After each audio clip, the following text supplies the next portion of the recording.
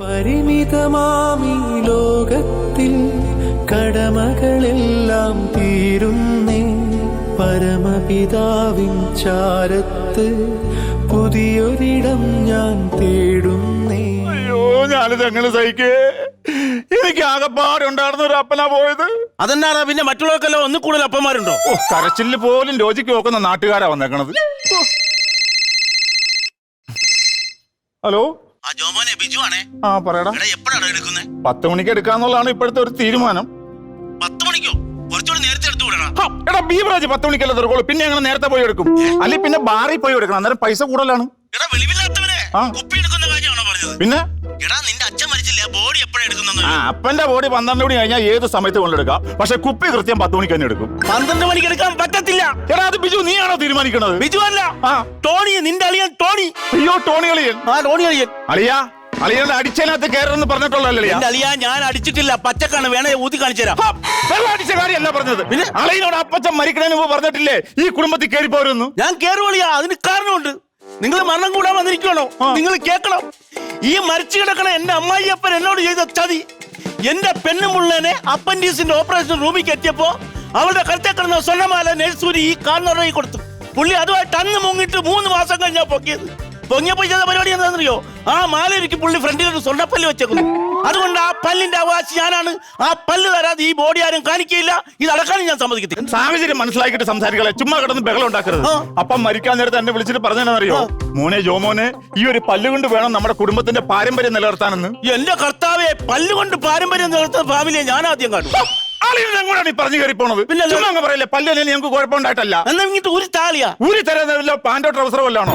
എന്റെ അളിയാ, അപ്പച്ചനെ അളിയനെ അറിയാലോ. അപ്പച്ചന് ആകപ്പാട് ഒരു പല്ലേ ഉള്ളൂ. ആ പല്ല് ഊരി കഴിഞ്ഞാൽ അപ്പച്ചന്റെ മുഖം ചപ്പിളിച്ചു പോകും. അല്ലെങ്കിൽ ആയിരിക്കണം ദുൽഖർ സൽമാൻ അല്ലേ? അതെന്നാന്നറിയോ? അളിയൻ ഈ സൈഡിൽ നോക്കിക്കൊണ്ടാണ്. ഈ സൈഡിൽ നോക്കി അപ്പച്ചൻ അന്നേരം വേറൊരു ഫിഗറാണിത്. അമ്മച്ചി എപ്പോഴും പറയാറില്ല അപ്പച്ചന് 2 ഇതാണ്. ഏത് മുഖേ? ആ മുഖം. എന്റെ പൊന്നളിയ, ആദ്യം ഈ മുഖം എടുത്ത് തിരിച്ചുപോയി. അല്ലെ മരണവേണ്ട ആംബിയൻസ് നഷ്ടപ്പെട്ട് ബെമ്പർച്ചിരിയുടെ ആംബിയൻസ് ആയിപ്പോ. ഒരു കാര്യം ഞാൻ അളിയാൻ മനസ്സിലാക്കാൻ പറയേ, ആ അപ്പച്ചന്റെ വായിലുണ്ടല്ലോ ആ ഇരിക്കുന്ന പല്ല് എനിക്ക് അവകാശപ്പെട്ടതാ. ആ ഭദ്രമായിട്ടിരിക്കുന്ന ആ സ്വർണ്ണപ്പല്ല്. അതിന് ഭദ്രമായിട്ട് സ്വർണ്ണം കൊണ്ടുവെക്കാൻ ഇത് ബാങ്ക് ലോക്കർ അല്ല, എന്റെ അപ്പച്ചന്റെ വായാണത്. അത് ആദ്യം മനസ്സിലാക്ക്. ഈ നാട്ടുകാർ കേൾക്കാൻ വേണ്ടി ഞാൻ പറയാണ്, എന്റെ അപ്പച്ചനെ ചുമ്മാ ഒന്നുമില്ലാത്ത വീട്ടിൽ ജനിച്ചതല്ല, വായിൽ സ്വർണ്ണക്കരണ്ടിയായിട്ട് ജനിച്ചാണ് എന്റെ അപ്പച്ചൻ. നിന്റെ അപ്പച്ചന്റെ സ്വഭാവം വെച്ച് സ്വർണ്ണക്കരണ്ടിയായിട്ട് ജനിച്ചതായിരിക്കില്ല. പിന്നെ ജനിച്ച സമയത്ത് ഡ്യൂട്ടി നഴ്സിന്റെ സ്വർണ്ണമാല കടിച്ചെടുത്തതായിരിക്കും. എന്റെ അപ്പച്ചനെങ്കിലും പറയരുത് കേട്ടോ. ചുമ്മാ എന്റെ അപ്പച്ചനെങ്കിലും പറഞ്ഞ് നിങ്ങൾ നാട്ടിക്കരുത്. അപ്പച്ച അളിയൻ പറഞ്ഞ കേട്ടോ, അപ്പച്ചൻ വിഷമിക്കരുത്. അപ്പച്ച അയാൾ അങ്ങനെയൊക്കെ പറയും. അപ്പച്ചൻ വിഷമിക്കില്ല. അപ്പച്ച പോട്ടെ പോട്ടെ. ഈ ഒരു അവസ്ഥയിൽ ഒരു മോനോട് ചോദിക്കാൻ പാടുണ്ടോ എന്ന് എനിക്കറിയില്ല, എങ്കിലും ഞാൻ ചോദിക്കുക. എന്നാ ഈ ഫോട്ടോ കണ്ട് എങ്ങനെ ചിരിയടക്കി പിടിച്ച് നിൽക്കുന്ന ഞങ്ങളുടെ അപ്പച്ചനെ ചുമ്മാ കളിയാക്കല്ലോ കേട്ടോ.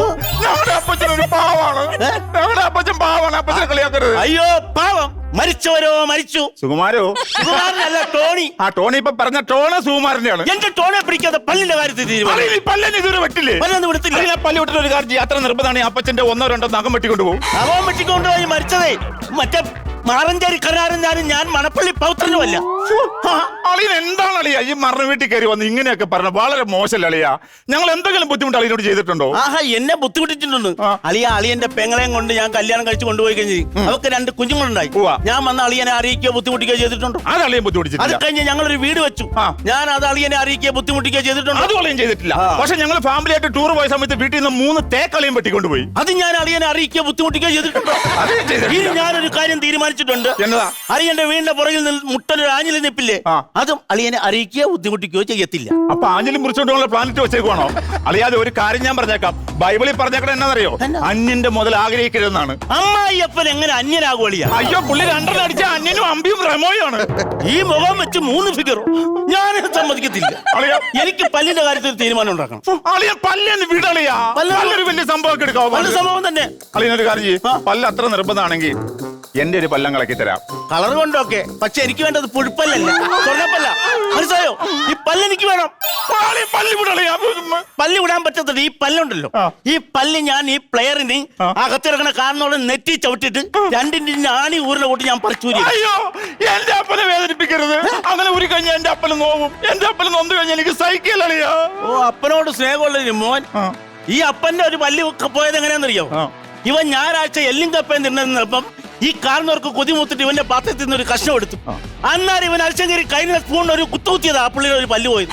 ബാക്കി പല്ലോടെ പോയത് പറയാളിയാ. ബാക്കി പല്ല് ഇതുപോലെ നീ ഇടക്കിടക്ക് കുത്തിയിട്ടതായിരിക്കും. ഇടക്കിടക്ക് കുത്തിയിട്ട് അപ്പന്റെ വായിൽ തന്നെ കപ്പളാണ് ഇരിക്കണത്. കപ്പളല്ല, നീ നിന്റെ അപ്പനും മരവാഴകളാണ്. മരവാഴകളോ? ദേ അളിയാ കാര്യം അറിയാണ്ട് പറയുന്നത്. ബാക്കി പല്ല് പോയത് എങ്ങനെ നാട്ടുകാരെ നിങ്ങൾ എല്ലാവരും കേൾക്കണം. നിങ്ങൾ എല്ലാവരും കേൾക്കാൻ വേണ്ടി പറയാം. അപ്പൻ ഈ സ്വർണ്ണപ്പല്ല് വെച്ചില്ലേ, അപ്പൊ അതിനകത്ത് ചെമ്പിന്റെ അംശം ഉണ്ടല്ലോ, അങ്ങനെ റിയാക്ഷൻ മൂലം മുഴിഞ്ഞു പോയതാ. ഇന്ന് റിയാക്ഷൻ അല്ല, നീ എന്റെ ആക്ഷൻ കാണും.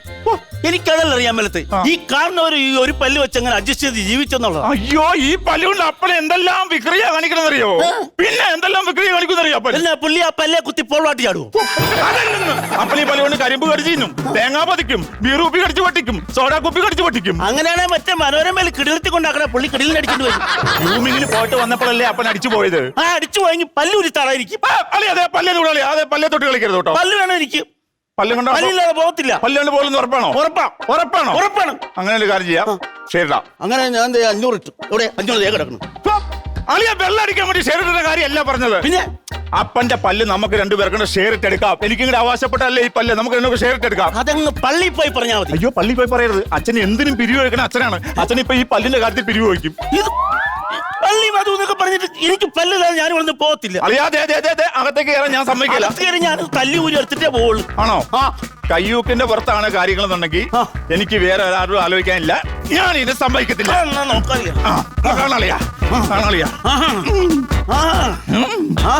അളിയ മറന്നു വീട്ടിൽ കിടന്ന് വെസ്റ്റേൺ ഡാൻസ് കളിക്കില്ല അളിയ. വെസ്റ്റേൺ ഡാൻസോ? ഞാൻ തള്ളി മാറ്റും അളിയല്ലേ ഡാൻസിലേക്ക് കൊണ്ടുപോകും. അളിയ ഞാനൊരു കാര്യം പറഞ്ഞോട്ടെ, ഈ സമയത്ത് സ്വർണ്ണപ്പല്ലി ഒഴിക്കണം മോശമല്ലേ അളിയ? മോശമല്ലേ അളിയ? ഒരു മോശം ഇല്ല. ഒന്നെങ്കിൽ എന്റെ അപ്പന്റെ മുഖം കളിയെന്ന് ഓർക്കളിയ. അയ്യോ, ആ മുഖം ഓർത്തിട്ട് വേണം ഞാൻ ചിരിച്ച് റൂട്ട് തെറ്റി പോകാൻ. ഈ അകത്തേക്ക് കയറണമെങ്കിൽ നീ എന്റെ ശവത്തെ കഴിച്ചിട്ട് കയറാൻ പറ്റത്തുള്ളൂ. ശവം. അത് പറഞ്ഞ് പോടി അങ്ങ് പോയി. അപ്പൊ പേടിയുണ്ട്. അത് ശരി, അകത്തേക്കാണ് പോയി. അപ്പൊ നിങ്ങളെല്ലാം കൂടെ എന്നെ പറ്റിക്കായിരുന്നല്ലേ? അകത്ത് നോക്കിയപ്പോ അതിന്റെ അപ്പന്റെ വായി പല്ലില്ല. അപ്പന്റെ വായി പല്ലില്ല ഇല്ലെന്ന്. അതിന് പകരം ഒരു പേപ്പറും കടിച്ചു പിടിച്ച് കിടക്കുന്നു. ആ തത്തയല്ല തന്ത. നിനക്കാ തന്ത.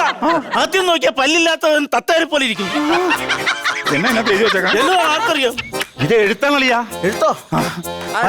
എന്റെ മോനും മരുമോനും അറിയുന്നതിന് നിങ്ങളിപ്പോ എന്റെ വായിലെ സ്വർണ്ണപ്പല്ലിന് വേണ്ടി അടിപൊളി കൂടുന്നുണ്ടാവുന്ന അപ്പനറിയാം. അറിയാത് മോനെ, ജോമോനെ, നിനക്ക് നിന്റെ അമ്മയെ കൂടാതെ തൃശ്ശൂർ മേരിക്കുട്ടി എന്ന് പറയുന്ന ഒരു കുഞ്ഞമ്മ കൂടിയുണ്ട്. ശരി, അപ്പൊ ആ തത്ത പറന്നു കിടന്ന് കൊത്തുമായിരുന്നു. മേരിക്കുട്ടിക്ക് 8 കുട്ടികളല്ലാതെ മറ്റൊന്നും കൊടുക്കാൻ ഈ അപ്പന് സാധിച്ചിട്ടില്ല. 8 കൊടുത്തിട്ടും പുള്ളി തൃപ്തനല്ല. അതുകൊണ്ട് ഈ സ്വർണ്ണപ്പല്ല് സുരക്ഷിതമായി ഇപ്പോൾ മേരിക്കുട്ടിയുടെ കൈവശം എത്തിച്ചേർന്നിട്ടുണ്ട്. ഇനി മേരിക്കുട്ടിയെയും ഈ പല്ലിനെയും അന്വേഷിക്കണ്ട എന്ന് വിശ്വസ്തയോടെ നിങ്ങളുടെ അപ്പച്ചൻ തമ്പി. അളിയാ, അപ്പച്ചൻ മാത്രമല്ല തമ്പി, പിന്നെ നമ്മൾ എന്തും തമ്പി. അളിയാ.